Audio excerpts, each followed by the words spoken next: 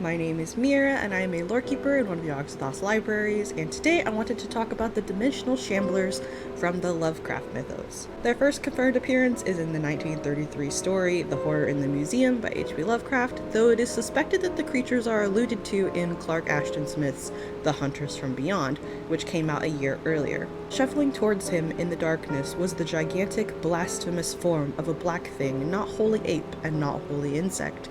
Its hide hung loosely upon its frame, and its rugose, dead-eyed rudiment of a head swayed drunkenly from side to side. Its forepaws were extended, with talons spread wide, and its whole body was taut with murderous malignity, despite its utter lack of facial expression. The dimensional Shamblers are alternatively known as the Dark Gatherers, Exolioptera, the Insects from the Void, Lurkers, the Hunters from Beyond, and the Shambling Things. Some believe them to come from the same dimension as Yogg-Sothoth. Their dimension is described as a gray oozing plain that is home to thousands upon thousands of dimensional Shamblers. Many believed that they were birthed in the deep passages of time to serve a higher power, perhaps Yogg-Sothoth or possibly Nyarlathotep. However, this is probably false, since they seem to move around with their own free will, and perhaps they occasionally choose to serve the outer gods or the great old ones, but aside from speaking to one outright, it's impossible to know for sure what their motives are. My guess is that they are simply hungry and enjoy the hunt. Some say that their appearance is short and ape-like, while others claim that they are massively tall and more resemble a canine. What is agreed upon is that they have fangs, talons, or claws, and are generally terrifying to behold.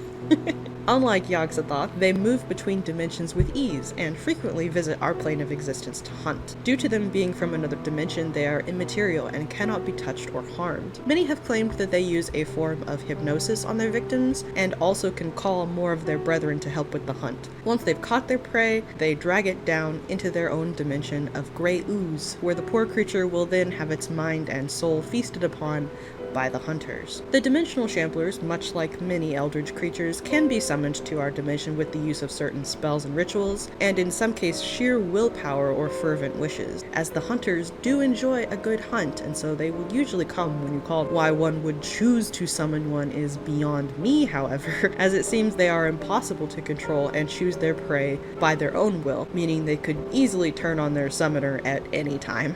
The number of Shamblers in our plane of existence at any given time could be as high as 8,000 or 8,500, though how those numbers were generated and indeed how on earth they could be confirmed is again beyond me. And yeah, that is pretty much it. A short video this time, I'm sorry. The dimensional Shamblers are some of the most interesting Lovecraftian entities in my opinion, as they have free will and can traverse dimensions as they please, which are both things that are just not common among Eldritch creatures. Like, Eldritch beings don't tend to possess that skill. Most have to be summoned to exist on our plane of existence, so that's interesting. Sorry this one's so short, there's just not a lot that we actually know for sure because they're immaterial to us. Anyway, thank you as always for hanging out with me and for watching, and I hope to see you next time here in the library.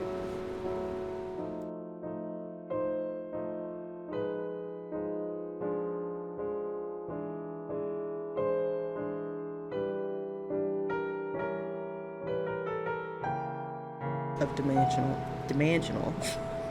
Or possibly, many have claimed that the dimensional Shamblers